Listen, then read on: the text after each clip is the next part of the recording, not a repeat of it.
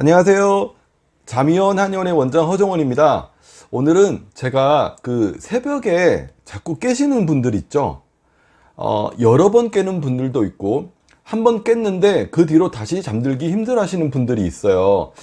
이런 분들이 꼭 한번 체크를 해봤으면 좋겠다 하는 내용들을 가지고 영상을 준비를 했는데요. 총 5가지 정도의 경우가 있을 수 있을 것 같습니다. 첫 번째는요, 뭐냐면, 공복감 때문에 깨는 경우라고 할 수가 있는데요.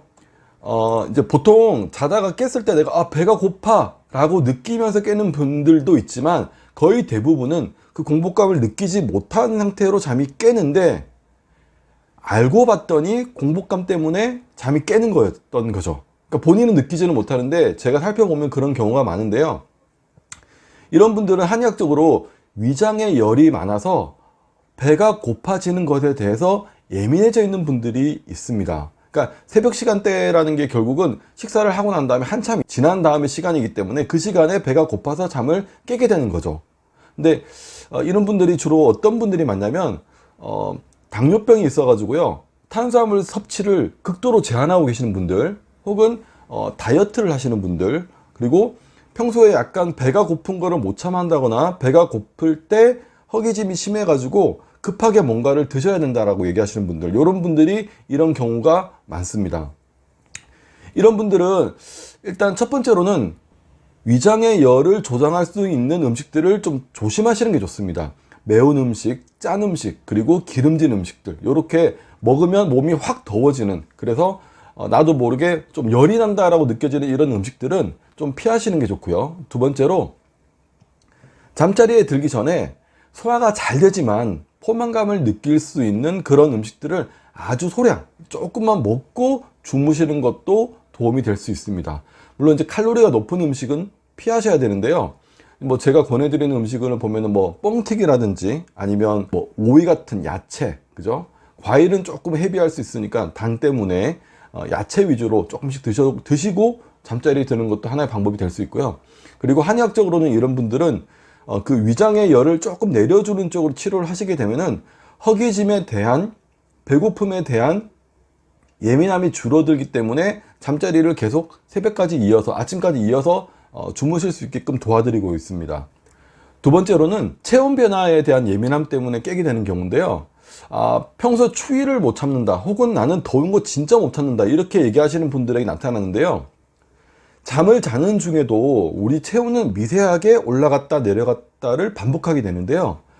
평소에 추위를 많이 느끼는 분들이라고 한다면 체온이 살짝 내려갈 때 추워서 깨게 되고, 평소에 더위를 많이 느끼는 분들이라고 한다면 체온이 살짝 올라갈 때 그 더위 때문에 깨게 되는, 그리고 계절에 따라서 체온의 변화도 있고 계절에 따라서 주변 온도의 변화도 생기기 때문에 그 변화에 대해서 약간 예민하게 반응을 하고, 그 예민한 반응이 불편함으로 다가오기 때문에 잠을 깨게 된다는 거죠.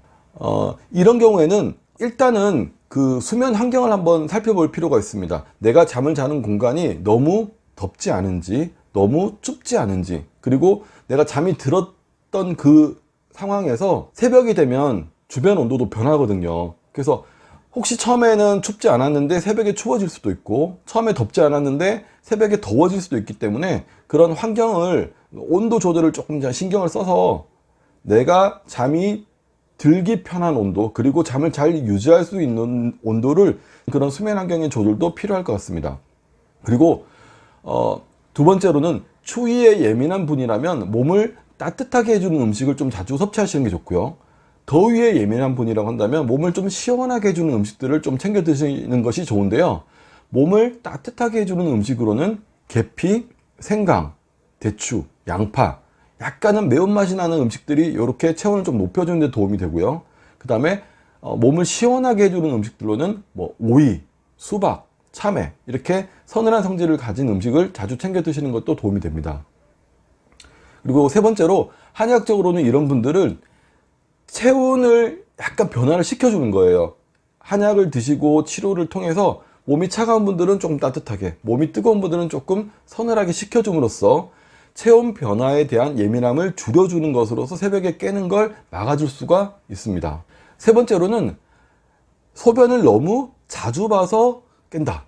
자다가 깼는데 내가 소변 때문에 깼는지 깨서 소변을 보는 건지 모르겠는데 하룻밤에 몇 번을 가서 화장실에 가서 소변을 보게 된다. 혹은 자다가 나도 모르게 요일을 느끼고 일어나서 소변을 보러 갔다 왔더니 잠이 확 달아나 버렸다. 이렇게 얘기하는 분들이 있거든요. 보통 이런 분들은 남성분들 같은 경우에는 전립선 비대, 여성분들 같은 경우에는 과민성 방광염을 의심하는 경우가 많습니다. 근데 실제로 검사를 해보면 특별한 어떤 비대 증상이라든지 전립선 비대 증상이라든지 방광에 염증 소견이 없음에도 불구하고 이런 증상이 나타나는 경우도 많고요.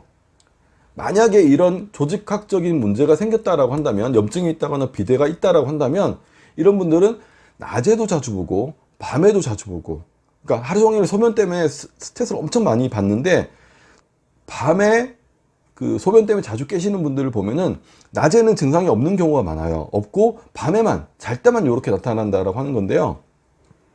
이런 분들은 잠을 자는 중에 무의식적으로 긴장 상태를 풀지 못하고 너무 긴장을 많이 하고 있는 경우, 혹은 신경이 조금 예민하신 분들, 혹은 아랫배가 차가워서 방광 허한증이라고 얘기를 하는데요.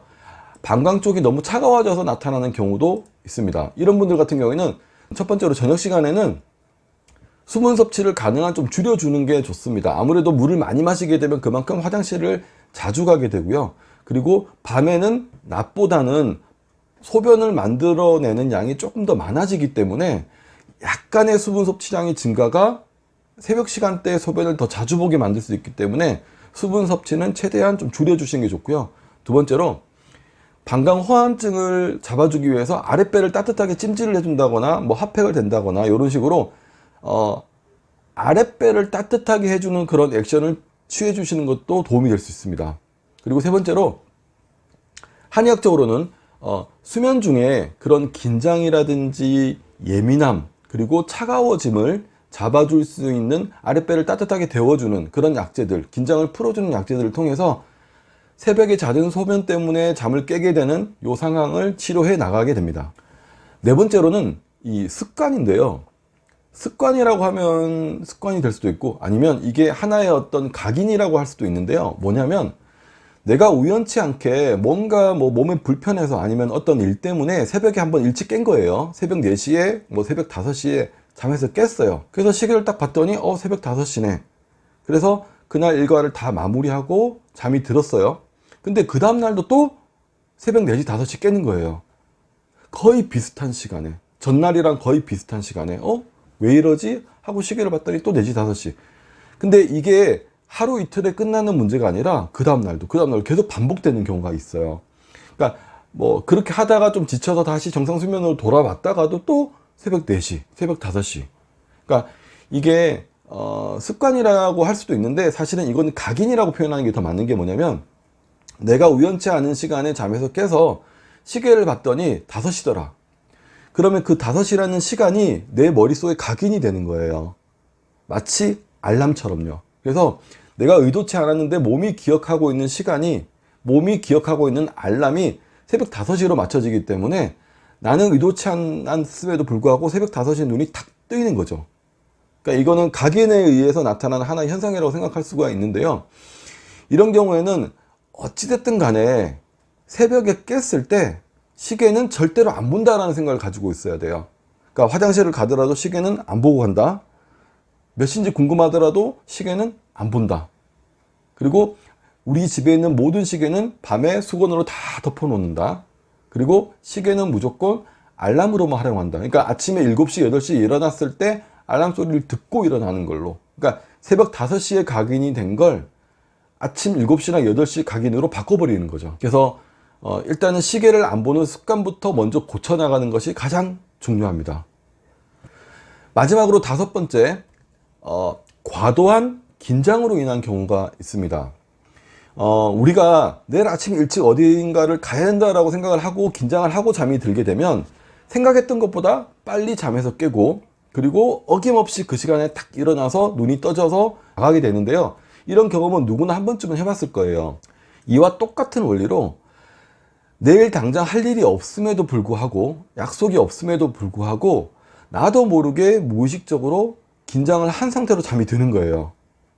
그래서 꼭 그 시간에 일어나지 않아도 됨에도 불구하고 몸이 긴장을 하고 있기 때문에 새벽에 내가 의도하지 않는 시간에 잠이 탁 깨버리는 거죠. 이런 긴장에 의한 새벽에 깨는 거는요, 그 긴장을 풀어주는 게 중요한데요, 이렇게 계속 긴장을 한 상태로 잠을 자게 되면은 근육이 이렇게 힘을 주고 있기 때문에 근육통을 유발할 수도 있고요, 아침에 일어났을 때 온몸이 막 삭신이 쑤시고 아프다, 이렇게 두들겨 맞은 것처럼 아프다, 이렇게 얘기할 수도 있고요. 그리고 긴장하라고 힘을 주고 있기 때문에 혈액순환이 잘 일어나지 않아 가지고요, 손이 저려요, 발이 저려요. 이런 저림 때문에 잠에 깨게 되는, 부수적으로 2차적으로 이런 증상이 생길 수도 있습니다. 그래서 일단은 주무시기 전에 최대 이완 상태를 만들어주는 복식 호흡이라든지 명상이라든지 아니면 뭐 스트레칭이라든지, 그리고 수면 자세 같은 경우도 일부러 크게 뭐 대자를 뻗은 상태로 잠을 잔다든지 이런 식으로 최대 이완 상태를 만들어주는 것도 중요하고요. 잠을 자기 전에 나 내일 아침에 조금 늦게 일어나도 돼. 9시에 일어나. 못 자면 어때? 낮에 자지 뭐. 약간 이런 식으로 생각 자체도 살짝 여유 있고 긴장을 풀어주는 생각을 많이 하면서 잠드는 것이 도움이 됩니다. 물론 이런 경우 한의학적으로는 그 긴장을 풀어내는 쪽으로, 근육의 긴장, 머리 쪽으로 너무 많이 피가 쏠려서 긴장을 만들어내는 그런 상황들을 풀어주는 약질을 통해서 치료를 하게 되는데요. 이런 작지만 큰 생각의 변화라든지 습관의 변화라든지 수면 전에 어떤 그런 이완 상태를 만들어주는 아주 조그만 변화들도 충분히 지금 이 상황을 바꿔나가는 데 도움이 될 수 있으니까요. 이런 5가지 상황을 참고를 하셔서 내가 어디에 해당되는지를 파악을 할 수가 있다면 그걸 조금씩 고쳐나가면서 새벽에 깨는 거를 예방하고 치료해 나갈 수 있다는 것을 오늘 설명을 드리려고 영상을 준비했습니다. 오늘은 여기까지 설명드리도록 하겠습니다. 감사합니다.